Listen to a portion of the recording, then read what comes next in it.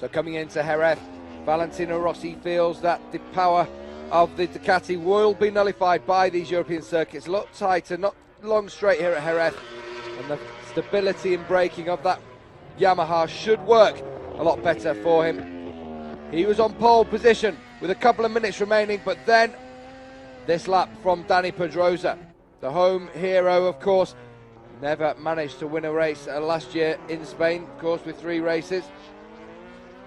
It was his 5th time on pole position, Dani Pedrosa. He went through and set a lap time of 1:39.402 and heads up the front row with Valentino Rossi and Carlos Checa alongside him. A good ride from the Spaniard. On to row 2 then, Colin Edwards and Casey Stoner with that Ducati power. John Hopkins on the back of that excellent result at Qatar as well. Good result for Shinya Nakano as he gets used to those Michelin tyres. Tony Elias and Marco Melandri join him on row 3. Row 4 slightly better for Kenny Roberts Jr., Nicky Hayden and Randy De Pugny. Alex Barros knows his circuit well. Alongside him on row 5, Christian Mullen and Loris Capirossi. Just over a second covering the top 16 there. Jacques Tamada and Hoffman on row 6. And bringing up the rear, Kusuke Akiyoshi riding as a wildcard alongside Sylvain Guintoli.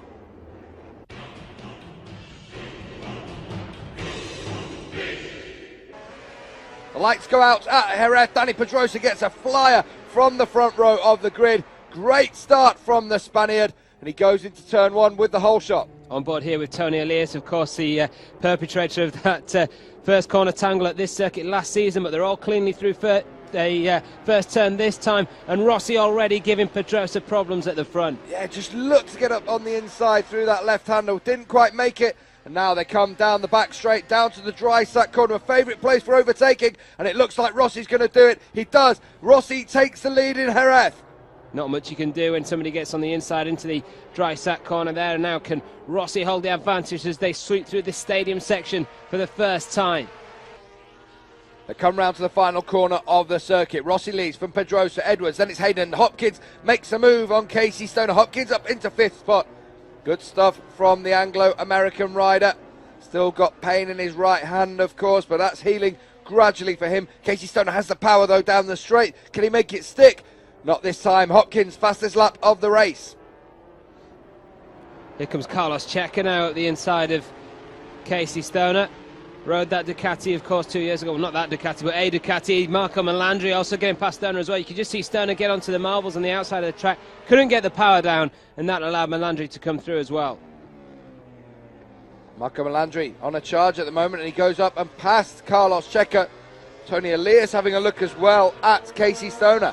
Important to point out there that Melandri and Tony Elias are the two satellite Honda riders on Bridgestone tyres. The rest of the Hondas are on Michelins this season, as are the Yamahas as well.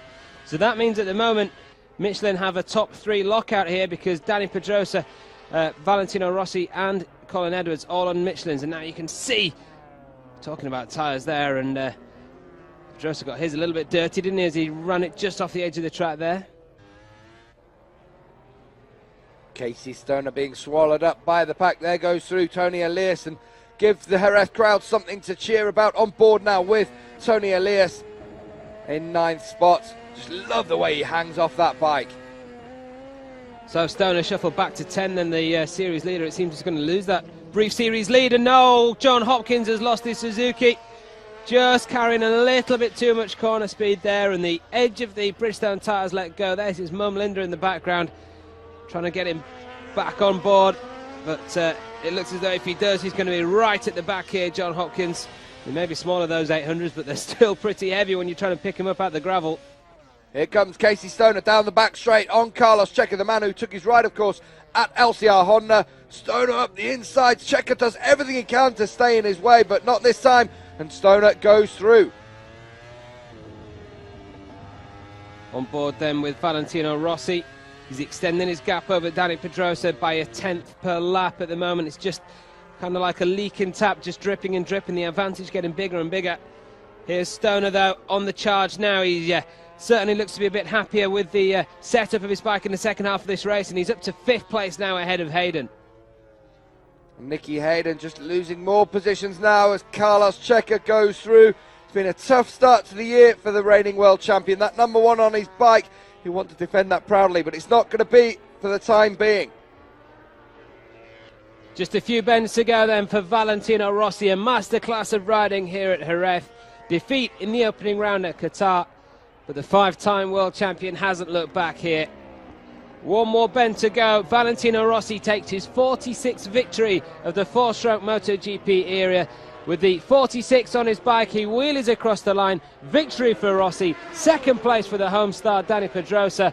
And Yamaha take 2 podium positions with 3rd place for Colin Edwards. Valentino Rossi celebration, typical style, of course. Oh, he's got the bowling pins out. Down they go. Seven pins for 7 wins here at Jerez in all classes. The last one goes down. That's number 8 here this year in MotoGP.